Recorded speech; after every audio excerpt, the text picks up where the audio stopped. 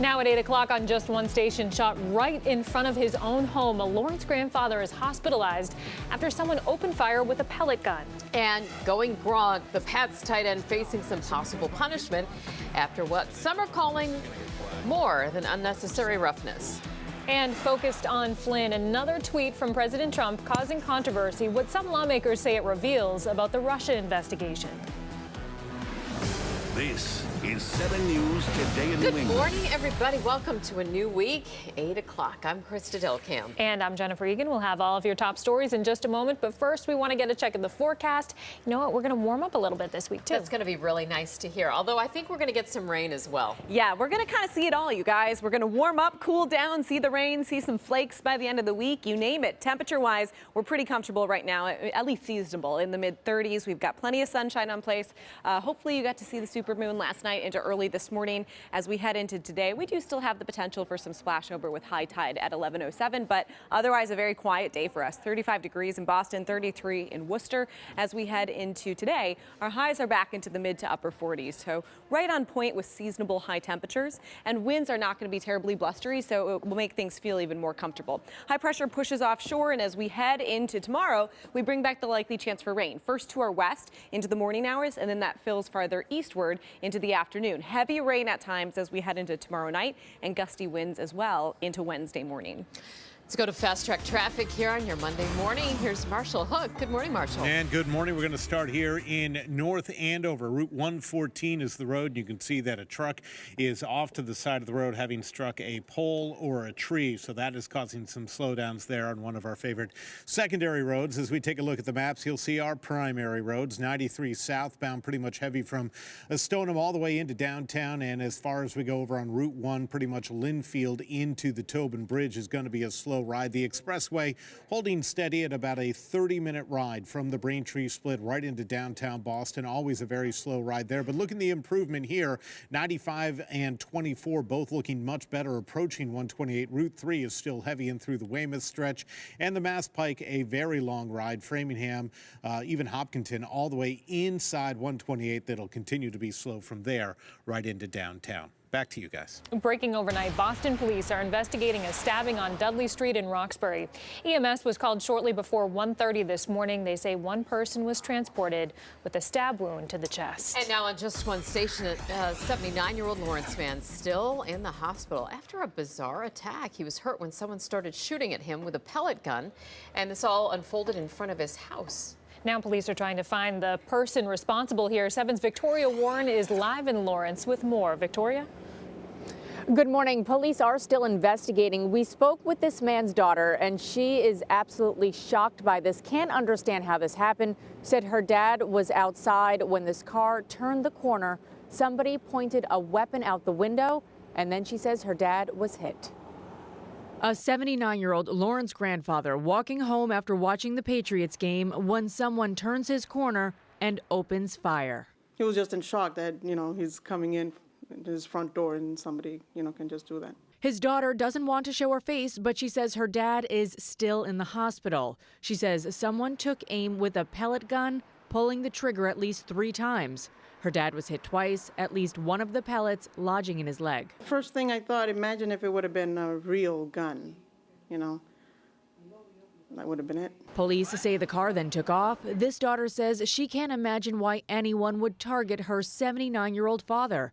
She says there is crime in her neighborhood, but the randomness of this attack is really scary. It's very bad. Shooting and just cars being all crazy, especially on the weekend, and crashing into cars that are already parked here. And we're always on an edge, basically, to say it like that. The Lawrence Police Department continues their investigation. They did release a description of a suspect vehicle, saying it was a black sedan, possibly a Chrysler 300 with dark tinted windows, and at the time there were 2 men riding in it. Live this morning in Lawrence, Victoria Warren, 7 News Today, New England. The Patriots' 8th straight win clouded in some controversy this morning. Many people calling Pat star Rob Gronkowski out of bounds for this late hit he delivered to the Bills' Tre'Davious White. Gronk was flagged on the play, but many people are expecting he will likely face more punishment from the league. 7's John Coco is live at Gillette now with more. John?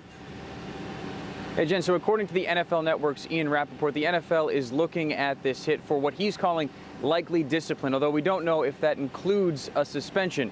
As for Gronk, he says that he's sorry. And then Gronk, this is going to get flagged. Oh, Gronk's 100%. It's the hit everyone is talking about after the Pats win in Buffalo Sunday. Gronk diving shoulder first into the head of Bills cornerback Tre'Davious White late in the fourth quarter. According to the team, the rookie first-round pick is now being placed in concussion protocol. Just happened naturally through emotions and frustrations, and just want to apologize to Tre'Davious White. Gronk carried that frustration into the locker room after the game, saying that he was upset the refs didn't throw a flag on that play and with a few other calls throughout the game. There's a couple times in the game, and they're calling me for the craziest stuff ever. You know, it's like crazy. Number 87 was penalized for unnecessary roughness, but was not ejected from the game. The question's lingering now. Will the NFL take any action against the Pats tight end? And will we see Gronk on the field next week in Miami? That definitely could hurt the team. I mean, obviously it didn't hurt the team there, but it definitely can in the future, and definitely got to keep it cool. Yeah, I don't really see what happened on the whole play. There was quite a bit of stuff going on in that play, so that was something that the officials handled today. And the Pats and Bills will see each other again in 3 weeks when they play on Christmas Eve here in Foxborough. We're live at Gillette. John Coco, 7 News, Today New England. Happening today, the state Senate starting its investigation into a scandal. The man you see here by the name of Brian Hefner is the husband of Senate President Stanley Rosenberg, and he's accused of sexual misconduct. The Boston Globe is reporting several men have now come forward with some alarming allegations. So for the latest from Beacon Hill and this investigation, we turn it over to Kim Lucy, who's live reporting for us. Kim?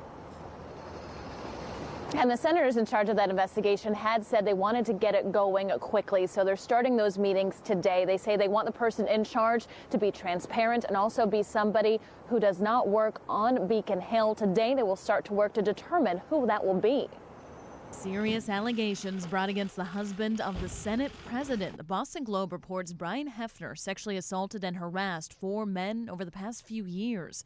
Now lawmakers on Beacon Hill are working to find out if those allegations are true. None of us wants these issues hanging out there without any action taken upon them any minute longer than needs to be the case.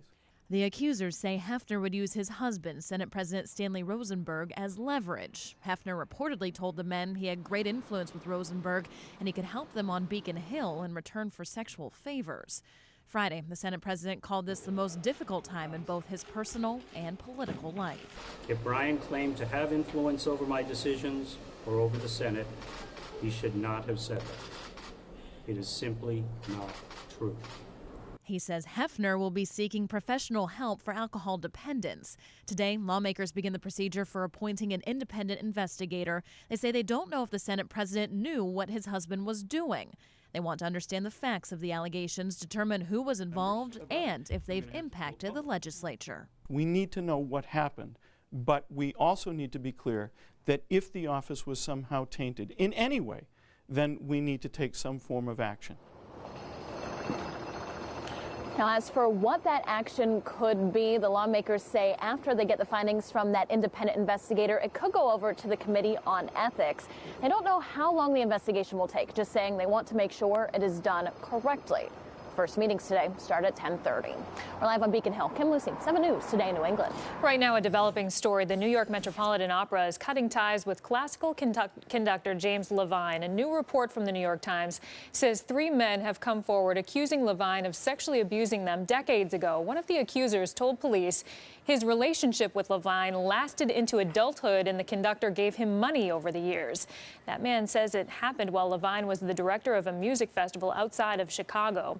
Levine is now 74 years old. From 2004 to 2011, he was the music director of the Boston Symphony Orchestra and was the first American-born conductor to head the BSO. Met Opera representatives say they were contacted by police about the investigation, writing in a statement, quote, "While we await the results of the investigation based on these new news reports, the Met has made the decision to act now. This is a tragedy for anyone whose life has been affected." And tax reform has been passed through the U.S. Senate. Lawmakers will head back to Capitol Hill now this morning. The House and the Senate will start the process of negotiating the differences between both versions of this bill. The Senate approved that historic tax plan early in the morning on Saturday. No Democrats, meantime, voted in favor of that bill. Our Democratic friends apparently are quite content with slow growth and little opportunity to improve your condition. We think we need to jumpstart the economy and provide more jobs and opportunity for the American people. One of us is going to be proven wrong here. And while tweeting about taxes, the president tweeted his strongest support yet for Senate candidate Roy Moore, who's been accused of sexual misconduct decades ago involving teenage girls. Democrats' refusal to give even one vote for massive tax cuts is why we need Republican Roy Moore to win in Alabama. We need his vote on stopping crime, illegal immigration, border wall, military, pro-life, VA judges' Second Amendment, and more. No to Jones, a Pelosi-Schumer puppet. Now to the Russia investigation and concerns over comments President Trump made on Twitter over the weekend. One tweet focusing on former National Security Advisor Michael Flynn is leaving lawmakers with some serious questions. President Trump's personal lawyer seemingly confirming Sunday the president knew then National Security Advisor Michael Flynn lied to both the vice president and the FBI about conversations with Russian officials in December 2016. In a tweet that we now know was drafted by attorney John Dowd, the president wrote in part, quote, "I had to fire General Flynn because he lied to the vice president and the FBI. He has pled guilty to those lies." Democrats quickly calling out the president's statement. The president knew he had lied to the FBI, which means that when he talked to the FBI director and asked him effectively to drop this case, he knew that Flynn had committed a federal crime. So to me, frankly, it's more serious coming from the attorney than it would have been just coming directly from the president. I think what we're beginning to see is the putting together of a case of obstruction of justice. I think we see this in the indictments, the 4 indictments and pleas that have just taken place and some of the comments that are being made. Republicans taking a wait-and-see approach now that Flynn has promised to cooperate with the Russia investigation. Collusion between a campaign and a foreign government is unacceptable. There is no evidence of collusion. Nobody's been charged with it. But you found the one person who would know if it did exist. So it won't be long before we understand one way or the other whether the Trump people colluded with Russia, because I can't imagine it happening and Flynn not know about it. And in another tweet, the president targeted the FBI's reputation, saying it's in, quote, tatters.